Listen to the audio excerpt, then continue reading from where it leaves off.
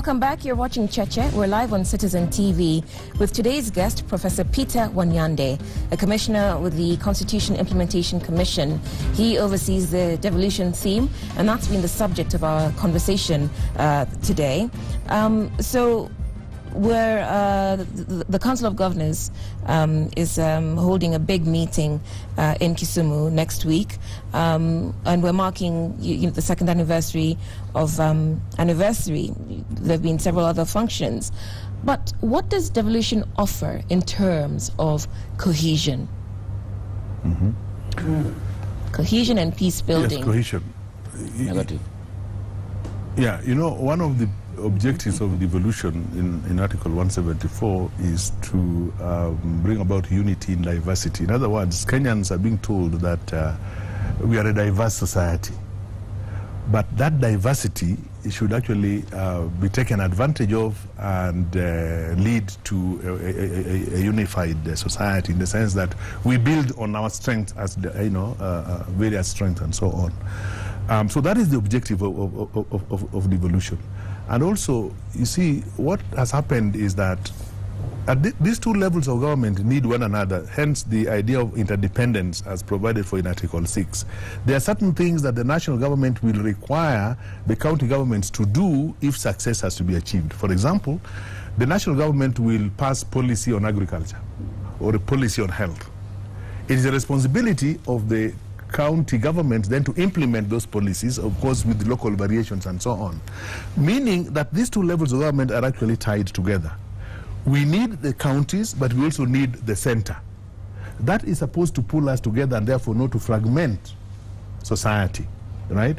So to that extent, therefore, devolution can actually be a unifying force if we understand what is required. There's specific questions about that. One is, where is the Equalization Fund for historically marginalized regions? That came from Abdir in Wajir, and then from Shaleth in Taita. And several of our viewers have said this. Mr. Peter Wanyande is a very conversant person. That's from our viewers. Please congratulate him. But the question is, address nepotism and negative ethnicity in county governments. Who will save us? MCAs are just watching. Yes, let me address the question of Equalization Fund. The Constitution provides for Equalization Fund. And if I remember, the formula for distribution of nationally raised revenue by the CRA provides for that fund as well.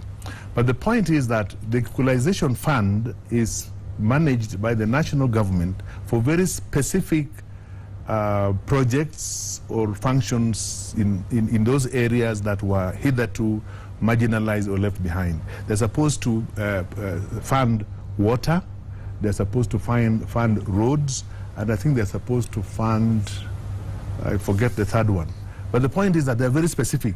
And areas that require those Equalization Fund must be identified, and then those funds taken to those areas so that they can catch up, as it were, in those areas with the areas that had those facilities before. So it is provided for.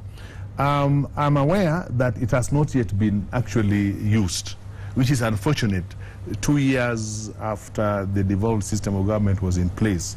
And I think this is a failure on the part really of the national government to ensure that this Equalization Fund is actually used. So we must therefore find out why this has not been done and ensure that this is done.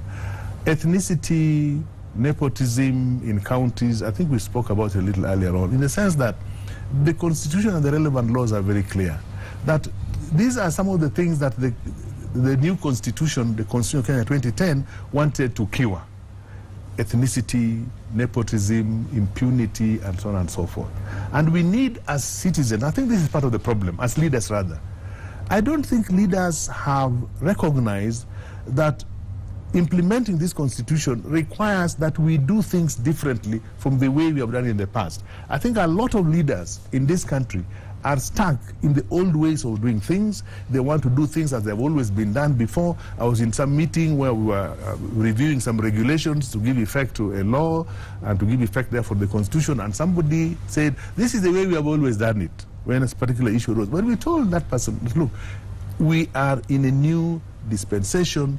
This Constitution wants us to radically transform the way we think about the manner in which we manage public service. This has not been done. I think this is part of the problem. It is something that is not very obvious, but it is something that actually will undermine the effective implementation of this Constitution if we don't radically change our mindset, if we don't recognize that things must now be done differently.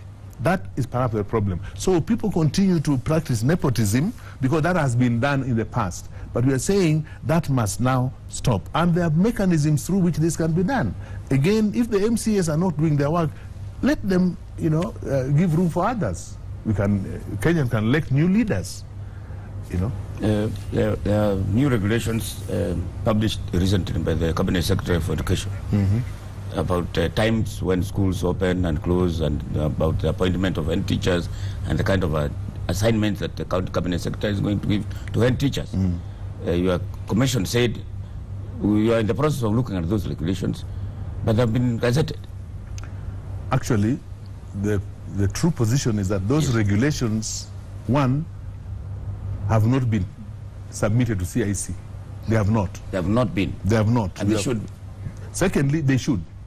Because those regulations are intended to give effect to the Education Act, the new Education Act. Basic Education Act. The Basic Education Act is intended to give effect to the Constitution, right?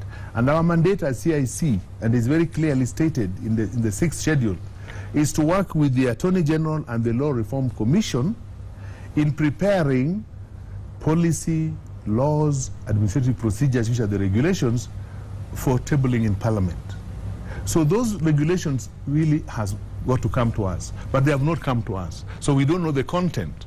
And we have written to the Attorney General and to the Cabinet Secretary for Education to actually submit those regulations to CIC so that we can look at them in terms of their constitutionality and so on. So the Cabinet Secretary is not right when I heard him saying yesterday on TV. Her.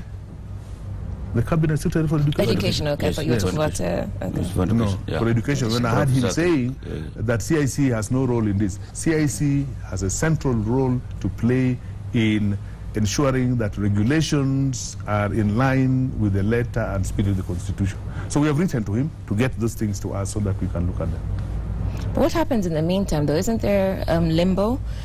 Take, for instance, this question from Charlie, but this has to do with health. Devolution is only in theory. It's not in practice. Take this scenario where you go to a public hospital and you're told to go and buy medicines from a chemistry outlet, from a chemist. Why can't they allocate enough money for medicine? You'll get different responses about this. Some people will say devolution is working. If you go to, for example... Is there a way of standardizing, evaluating the performance of governors? I believe earlier on there was an attempt to get them to sign performance contracts, which they resisted quite strongly. But we see very mixed performance. There's some counties, say Mandera, which was singing about, getting money for the first time in 50 years of, since independence. And then there are other counties which have all but ground to a halt. Take what we hear is going on in Isiolo, what we hear is going on in Makueni. Some people from Machakos are, writing and complaining about salaries not being paid on time, about their deductions not being made. So how do we evaluate governors' performance, hold them to a standardized performance expectation? Yeah, let me start by saying this, that when you assess performance of county governments, you'll get mixed reactions. When a person goes to hospital in a particular county and finds there is no drug, of course he will say this thing is not working. The tendency to say this thing is not working. When you go to Mandera and you find, is it 8 or 12 kilometers of tarmac road for the first time, they say this devolution is working. When you go to Turkana, for example, and you go to the health sector, the hospital in Turkana, and you find new laundry machines that are working, you find about 6 or 7 ambulances that are working, people will say this thing is working. So it's a mixed kind of reaction that people have based on their specific experiences. That does not mean, does not say that there are no challenges in counties. There are challenges, and they need to actually be addressed. Are they challenges related to the Constitution? Maybe not. Most of this is challenges of governance. People not being able to use and apply their skills to manage those resources and the facilities that they have as efficiently as they should. So that is what should actually be addressed in our understanding. Sometimes we blame failures by institutions on the provision of the Constitution, when in fact it is just those institutions. And institutions are as good or as bad as the people who are actually mandated to run those institutions. So this from Simuyi in Nairobi. Performance indicators in the eyes of the voters are based on visible projects favoring governors. That is the reason for conflict over monetary control between senators, governors, MPs and MCAs. Each should have money, that is CDF. But if we're talking about mixed performance across the 47 counties, doesn't what Simuyi says make sense? That we want to see devolution working in practice. We want a shiny new hospital, shiny new school, shiny new roads. And if we're not seeing that, it's not working. Two things. We have only been operating this devolved system now for 2 years. I know the expectations were very high, but some of these expectations, we must say, were unrealistic in the sense that they expected everything to be resolved within 1 year, 1 month. Remember, the first year, county government spent a lot of that time developing systems, putting up structures and laws, and really, trying to reorganize their human resource element and so on and so forth. So the time has also not been on the side of governance. I'm not defending governance. We're just saying we need to put all these things in context. Secondly, you will find, and we at CIC, when we go out on our county visits to assess what's happening, we find that in those counties that were originally, that considered themselves to have been originally marginalized, the residents are very happy with what's happening. But in those counties that were not marginalized, the residents don't see much of a difference because those services, those projects were there anyway. So we must also begin to differentiate between hitherto marginalized counties and those counties that were fairly, relatively developed. So that is part of the problem that we are also facing. So let us not, as a country, generalize that this thing is not working because we are not seeing much difference in our counties. We're winding up. Go ahead. There is an issue about, you mentioned about roads, that roads have been built because of devolution. Isn't there a conflict between the Kenya Rural Roads Authority and the Kenya Urban Roads Authority and the county government about which road it belongs to who? Yes, there are some roads that are very clearly county roads, what we used to call rural access roads. Which means those roads that have to be graded, not tarmacked. No, I'm not even talking about the tarmac road. I'm talking opening up those rural access roads that for many years were neglected. Yeah. I can give you an example. In Siaya, for example, where I have had a lot of chance to travel around, in almost every constituency, you find rural access roads have now been opened. They may not be up to standard. They may not be, as it were, all-weather roads. But now at least they have been opened, you can have access. And that is in many, many counties. So that's what I was talking about. I know there is a conflict between the national government and the county government over which roads, particularly the highways and so on, that belong to counties, which must belong to national government. But I think that has actually been resolved. I remember there was a meeting at one time chaired by the Deputy President, and that issues of those classification of roads was extensively discussed. And I think now it is generally agreed what are the county roads, what are the roads that belong to national government. Are there roads that are to be done by rural road authority and urban roads authority? You know, we have got this Kenya Highways Authority. The highway, you know, it's made, yeah, Mombasa to Kisumu. Yes. Highway. But yes. the ones in urban areas. Yes. Yeah. The ones in rural areas. Yes. And then the ones for the county. Those are the areas that had a problem. Those are the areas where there was a challenge. There was a disagreement or conflict between the national and the county government. And that's what I'm saying. As far as I remember, meetings have been held to actually resolve this difference and to say, look, these type of roads, because our roads are actually classified. This type of roads will be responsibility of the county. These other ones will be the national responsibility of the national government. That has actually been. As we wind up, what do you think, given that we're marking the 2nd anniversary of devolution, what do you think that the various actors in this, the cabinet secretaries, well, the national government and the county government should be focusing on going forward? I think we should be focusing, one, on clearly understanding two things. One, that things must now be done differently from the way it has always been done. Two, that these are two distinct levels of government.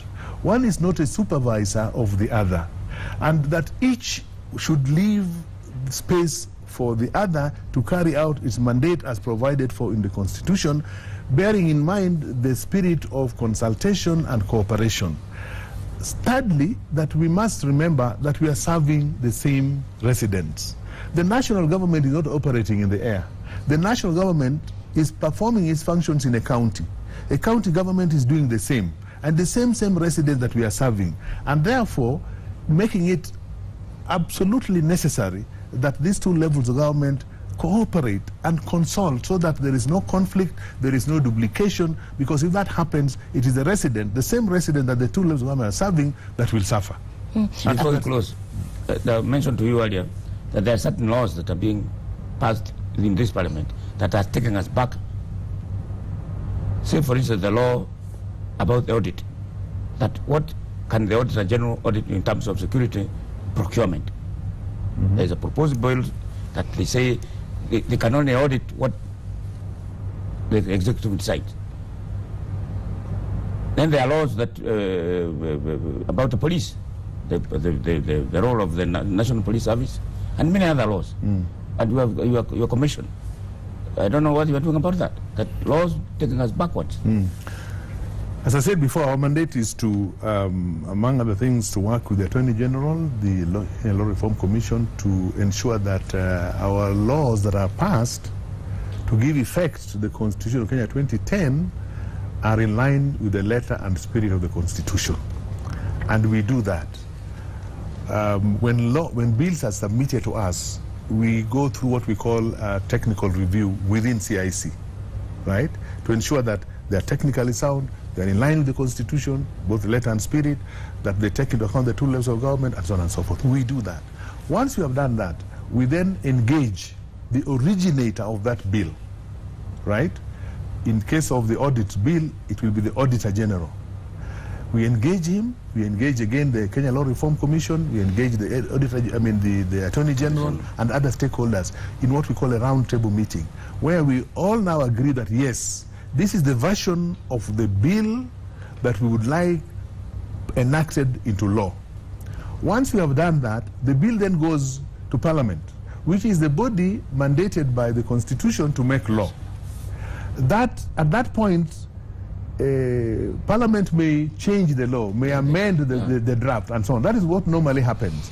They amend it, but when they do that, it's a requirement that they actually, it is sent to us so that we see whether there's any unconstitutional provisions that have been taken into amendment. Sometimes they don't come to us. Sometimes they do.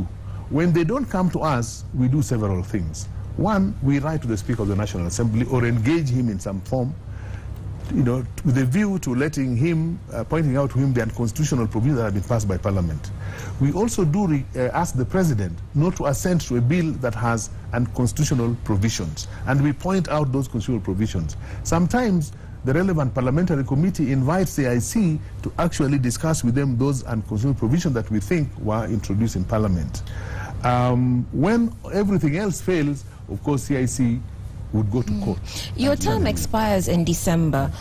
So what's to say that after your term expires that we will not find ourselves in this scenario? Yes, we are a 5-year commission. Our term comes to an end on the 30th of December 2015, and we have made it very clear that we as a commission will not ask for an extension of our term. What we want to do, and we have been doing, is to fulfill our mandate as best as we can and then stop there. Now, there are obviously fears, and there are genuine fears, that when this body is out of the scene, a lot of violation of the Constitution may occur.